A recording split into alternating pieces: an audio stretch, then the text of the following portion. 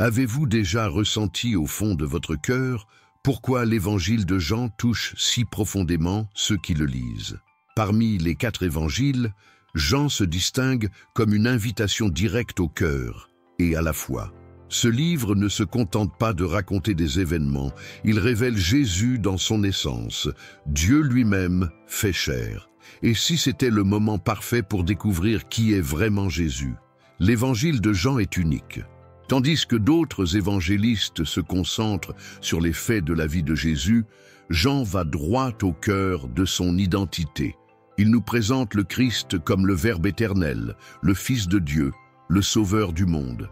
Pourquoi cela importe-t-il tant?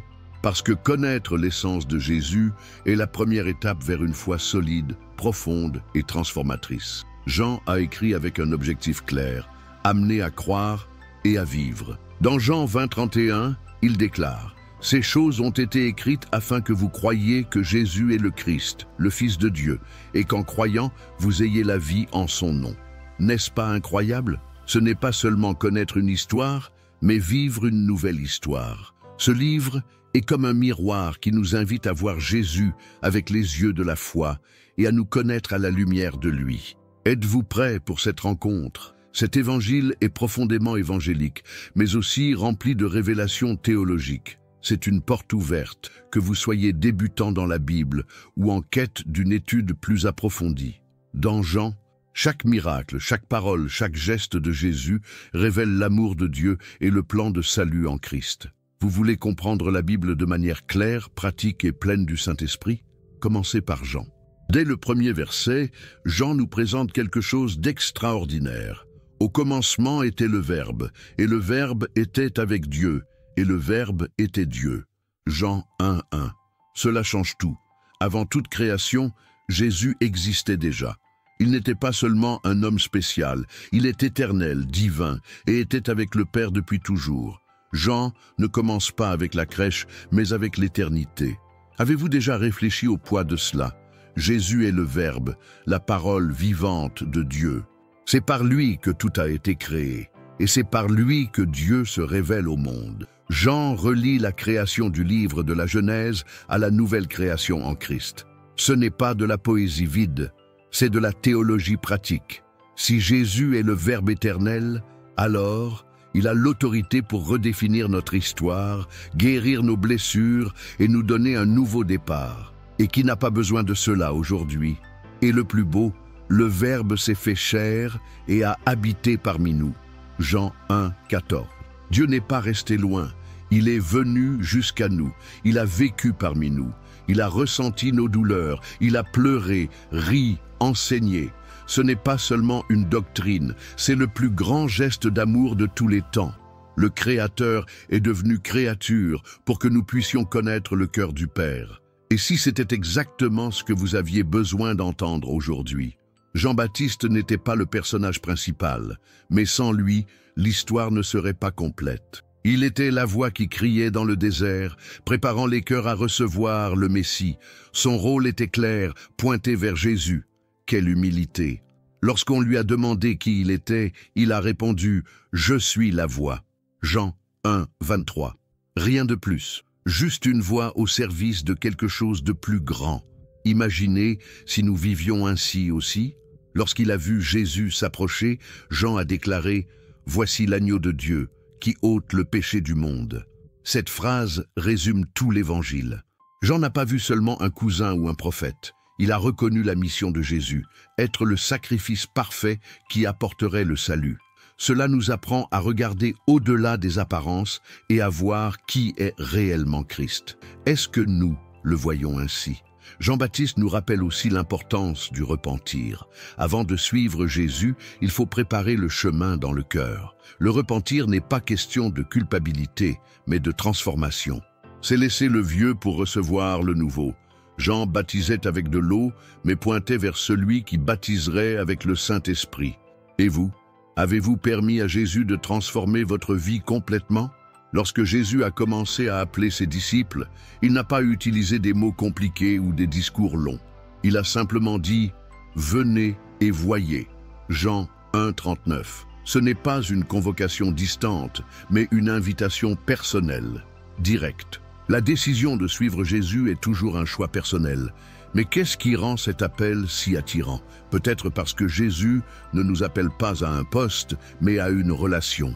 L'appel d'André, Pierre, Philippe et Nathanaël montre quelque chose de magnifique. Jésus voit au-delà des apparences. Il connaissait Nathanaël avant même d'être présenté à lui.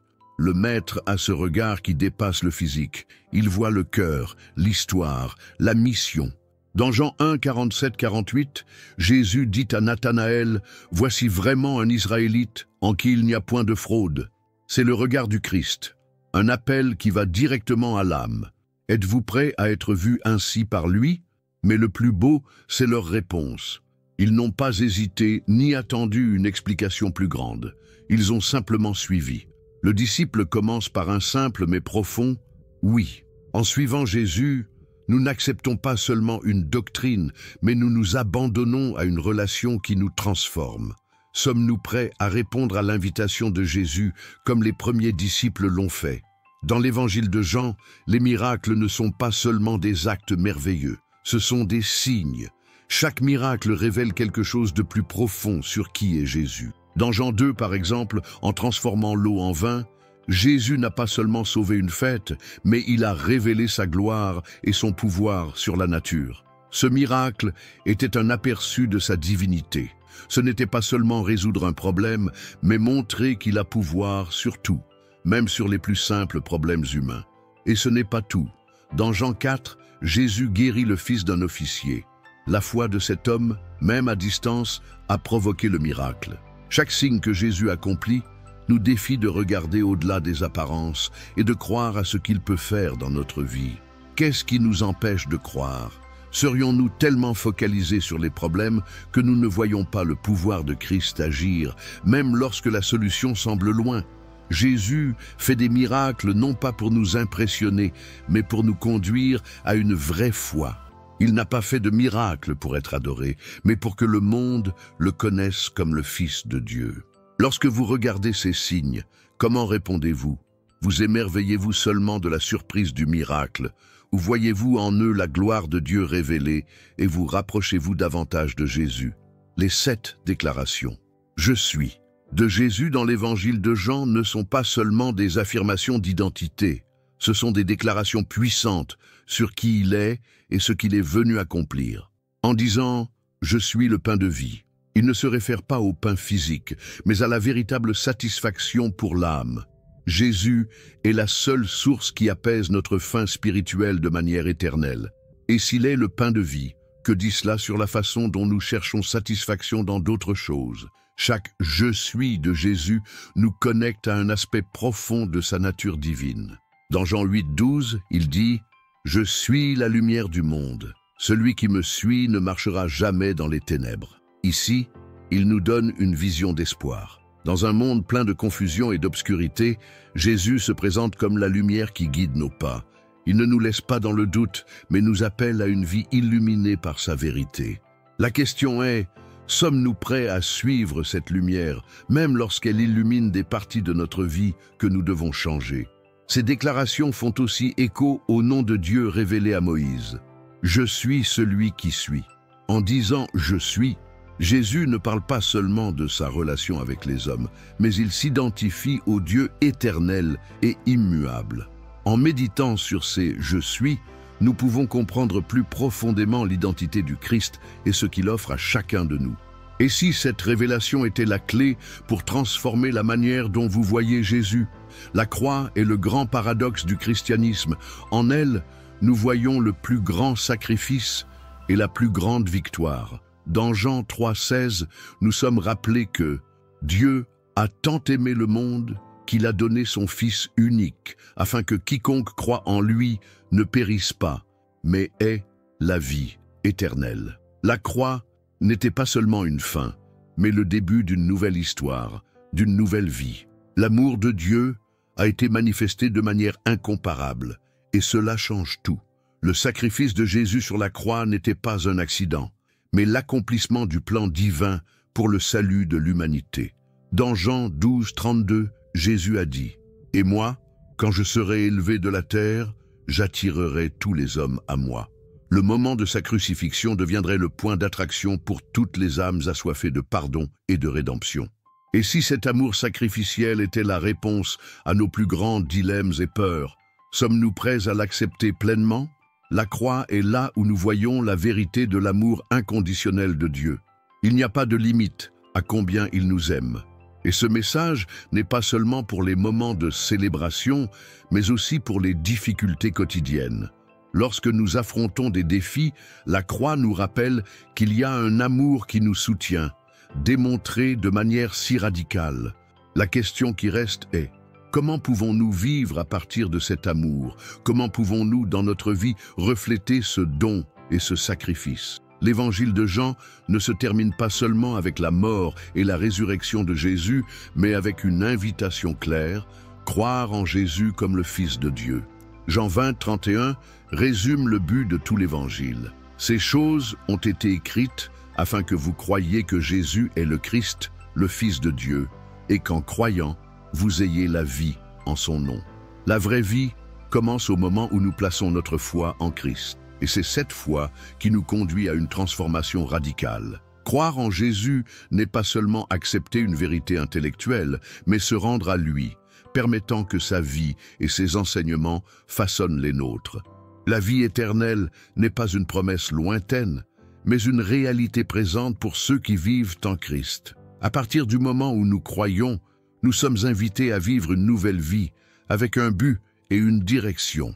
Mais cette vie éternelle est-elle une réalité dans notre cœur, ou attendons-nous seulement quelque chose de futur? Cette invitation est pour tous.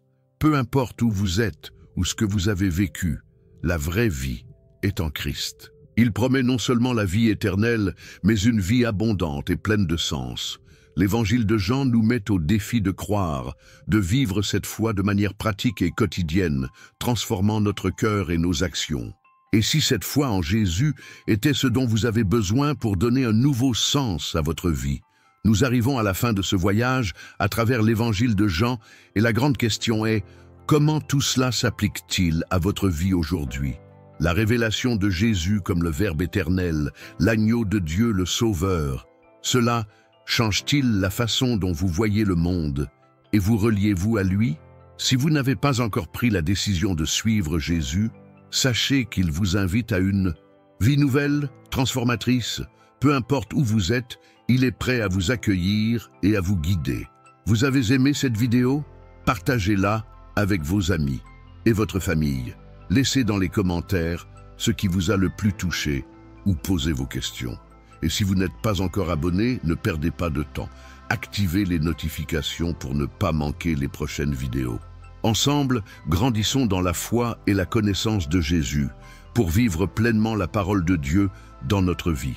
En étudiant l'évangile de Jean, nous voyons non seulement qui est Jésus, mais aussi le plan de salut et l'invitation à une vie éternelle en Christ. Croire en lui est le début d'une transformation radicale, et c'est ce qu'il vous offre: une nouvelle vie, une nouvelle espérance, une nouvelle histoire. Souvenez-vous, la vraie vie commence en Jésus. Et cette vie n'est pas seulement pour l'avenir, mais pour aujourd'hui. Comment pouvez-vous vivre cette vérité aujourd'hui? Que ce message touche votre cœur et vous conduise à un nouveau départ en Christ.